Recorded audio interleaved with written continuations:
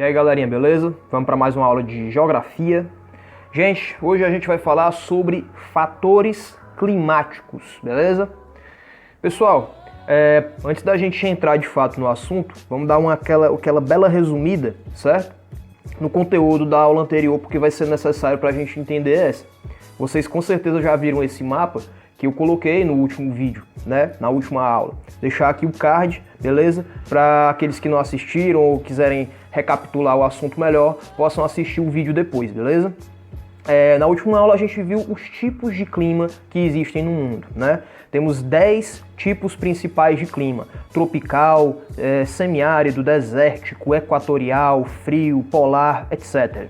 E você pode ver no mapa representando, né, essas cores. Cada cor representa um tipo de clima diferente. E cada região no mundo tem determinado tipo de clima, certo? Em alguma região o clima é frio, portanto tem temperaturas mais baixas. Em outra região o clima é equatorial, portanto tem altas temperaturas e chuva, né? Mas aí vem a pergunta: por que existe essa diferença? Por que que no Brasil existe boa parte do seu território o clima é tropical? Por que que uma parte é equatorial? Por que que o Polo Norte e o Polo Sul são gelados, né? Por que que o clima é polar, né? Então, na aula de hoje a gente vai estudar exatamente as razões para que existam diferentes tipos de clima, né? Que é o que a gente vai chamar de fatores climáticos, que é o título que eu coloquei no primeiro slide, certo? Os fatores climáticos são as condições locais que determinam as características climáticas de uma região. Ou seja, determinada região, determinado país, determinado local no mundo vai ter um determinado tipo de clima por causa de algumas condições, certo? Algumas características desse lugar que vão propiciar um tipo de clima determinado, certo? O clima só vai existir naquele local porque aquele local vai ter um conjunto de fatores climáticos, ou seja, um conjunto de condições que farão com que o clima seja daquele jeito, beleza? E aí, nós temos aqui alguns desses fatores climáticos, pelo menos os principais fatores climáticos.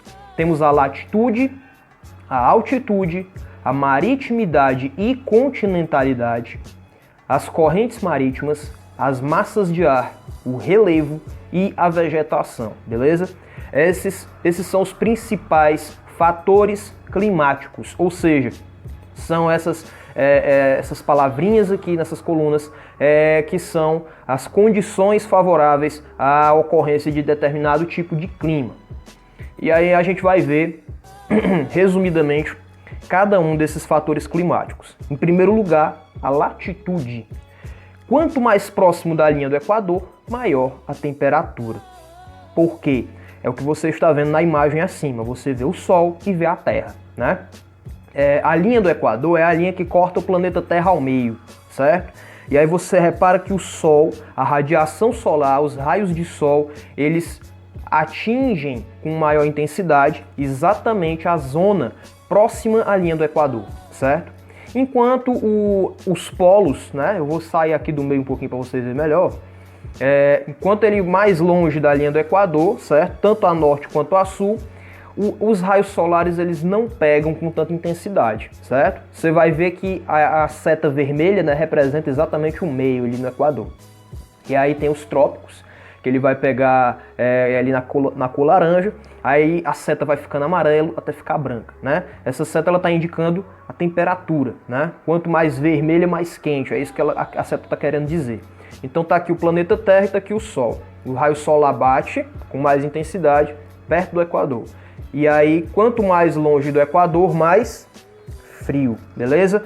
Coloca isso na cabecinha de vocês, galerinha. Quanto mais próximo da linha do Equador, maior a temperatura. Quanto mais longe da linha do Equador, menor a temperatura, beleza? E aí eu coloquei aqui para que vocês percebam que existem as chamadas zonas climáticas, que são exatamente definidas por causa da latitude, certo? Quando a latitude é próxima de 0 grau de latitude é o Equador, mais quente, certo? Ou seja, quanto menor a latitude, mais quente. Quanto maior a latitude, mais frio. Você vai perceber, por exemplo, na zona polar do norte, ali no norte, gente, aqui em cima, ó, que lá é 66 graus, certo? De latitude.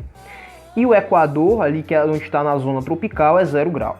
Ou seja, quanto maior a latitude, mais frio. Quanto menor a latitude, mais quente. O que é mais quente? Um lugar com latitude 1 ou com latitude 50? Latitude 1. Latitude baixa, temperatura alta. Latitude alta, temperatura baixa. Beleza? Então o planeta Terra ele vai ter essas zonas, certo? Você vai olhar que é a zona polar norte e zona polar sul. Polo norte, polo sul, gelado, certo? A zona tropical, por que o nome é tropical? Porque fica entre os trópicos, beleza? E o Equador ali no meio representa a maior intensidade de temperatura. Aí, galerinha, a outra condição, o outro fator climático é a altitude. Conforme a altitude aumenta, a temperatura diminui.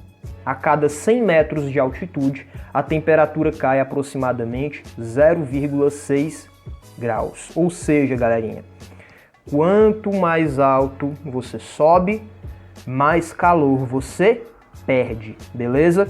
Um lugar que é muito alto, ele com certeza terá temperaturas mais baixas. E é o que a gente evidencia na imagem aí. Você vê aqui embaixo, você vai ter um local lá na África, certo? Em que o clima é quente, certo? A vegetação, inclusive, é mais rala, certo? Não é uma vegetação muito grande, enorme, né? Você tem lugar que não tem vegetação nenhuma, seco. Mas bem ali tem uma montanha, certo? E no topo dessa montanha você tem neve. Só para você ver, um lugar bem pertinho do outro. Só que um tem neve e o outro não, é muito quente. O que é que faz com que aquele lugar seja frio, tenha neve? Exatamente a altitude. Beleza, galerinha? O próximo, esse é bem interessante, que é a maritimidade e continentalidade, que é a distância em relação ao mar. Um lugar que é próximo do mar, ele vai ter o fator maritimidade. O lugar que é longe do mar, ou seja, no interior do continente, vai ter o efeito da continentalidade. Vamos entender isso em detalhes. Distância em relação ao mar, né? Tanto longe ou perto. Próximo ao mar, menor amplitude térmica. No interior do continente, maior amplitude térmica. O que é amplitude térmica? É a diferença entre temperaturas máximas e mínimas em um determinado período. Vamos lá um exemplo. Eu tenho aqui na imagem duas cidades. Uma cidade próxima ao mar, certo? Praticamente dentro do mar essa cidade, né? Linda. E uma cidade longe do mar. Você percebe que ela está num lugar aparentemente desértico, certo? Então são duas cidades diferentes. Uma mais perto do mar e outra no interior do continente. A que está mais perto do mar vai ter o efeito da maritimidade. A que está longe do mar, no interior do continente, vai ter o efeito da continentalidade. E aí elas terão diferenças na amplitude térmica. Amplitude térmica é a diferença de temperaturas máxima e mínima em um determinado período de tempo. Quando eu digo que um lugar tem muita amplitude térmica, é que a temperatura dele muda de uma forma brusca, certo? Por exemplo, um lugar que de manhã faz 28 graus e à noite faz 18 graus. Isso é uma grande amplitude térmica, certo? Um lugar que tem menos amplitude térmica, ele pode, por exemplo, de manhã ter 28 graus e à noite ele vai ter 26 graus, por exemplo. Isso é o que? Pouca amplitude térmica. Mudou pouco, certo? Pouca mudança na temperatura. Então, um lugar que tem muita amplitude térmica, continentalidade. Por quê? A Terra, ela ganha calor mais rápido e perde calor mais rápido. Então, um lugar que sofre com o efeito da continentalidade, ele pode ter dias muito quentes e noites muito frias. porque ele ganhou a temperatura, ele ganhou calor muito rápido, mas ele perdeu o calor muito rápido. Já a maritimidade é diferente. A superfície aquática, certo? A água, o mar, ele ganha e perde calor mais devagar, certo? Então, ele vai ter uma temperatura durante o dia e à noite ele tem perdido pouca temperatura, certo? Então, o lugar que é mais próximo do mar, beleza? Ele pode sofrer esse efeito. De dia, 28 graus, de noite, 26 graus. Um lugar que é longe do mar, que é só terra, e terra ganha calor e perde calor mais rápido, pode de manhã ter 28 graus e à noite 18 graus, fazer frio. Pode fazer muito calor durante o dia e bastante frio durante a noite, beleza? Então é isso. Pertinho do mar, vou ter o quê? Maritimidade, que é o quê? Pouca amplitude térmica, pouca diferença, a temperatura não muda muito. E um lugar que é longe do mar vai ter o quê? Vai estar no interior do continente, então vai ser continentalidade. E ele vai ter grande amplitude térmica, ou seja, grande diferença. Durante um determinado período pode fazer muito calor, certo? E durante um determinado período, logo mais, vai fazer frio. Ok, pessoal? E aí eu tenho as correntes marítimas, que são movimentações das águas dos mares e oceanos. Podem influenciar a temperatura e a umidade dos locais por onde passam. Por exemplo, locais atingidos por correntes frias podem ter o ar mais seco. Gente, as correntes marítimas são grandes porções de água em movimento, certo? Nos oceanos e mares, beleza? E aí nós temos correntes frias e correntes quentes. Você vê aí no mapa, as setas vermelhas representam as correntes marinhas quentes, e as azuis representam as correntes marinhas frias. As correntes frias partem dos polos. Como você viu no slide da latitude, os polos são longe do Equador, portanto são frios. Então as correntes marinhas vindas provenientes dos polos vão ser mais frias. Já as correntes quentes, elas são mais próximas do Equador, da zona tropical. Então elas serão exatamente quentes, assim como os lugares de onde elas vêm. Beleza? E aí as correntes marinhas elas vão levar as suas condições para outros lugares, certo? Então, por exemplo, um lugar que é atingido por uma corrente fria, ele pode ter um ar mais seco. Por quê? Porque a corrente fria ela vai fazer com que a água evapore mais devagar, portanto vai ter menos umidade, você vai ter menos água, vapor de água no ar, então o ar vai ser mais seco.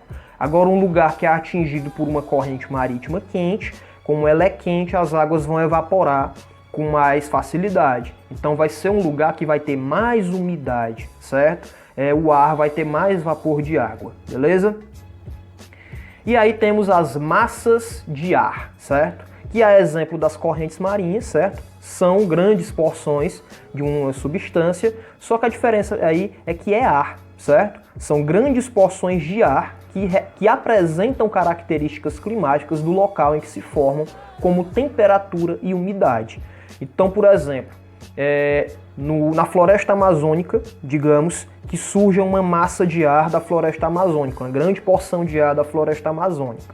Essa massa de ar ela vai ter duas características. Ela vai ser uma massa de ar quente, porque a Amazônia é quente, e vai ser uma massa de ar úmida, porque a Amazônia tem muita água e vapor de água, certo? E essa massa de ar vinda da Amazônia, ela pode ir pelo céu até um local que é quente, que é frio e seco, por exemplo, e lá ela pode causar uma onda de calor e chuva, porque ela vai trazer água lá da Amazônia, beleza?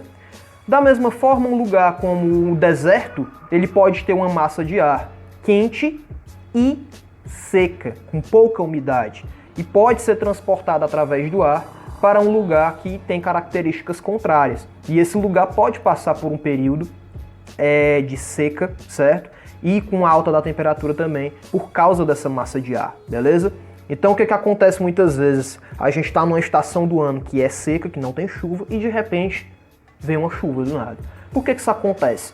Muitas vezes acontece por causa das massas de ar, certo? Por exemplo, uma massa de ar pode vir do oceano, certo? Aqui para o Ceará.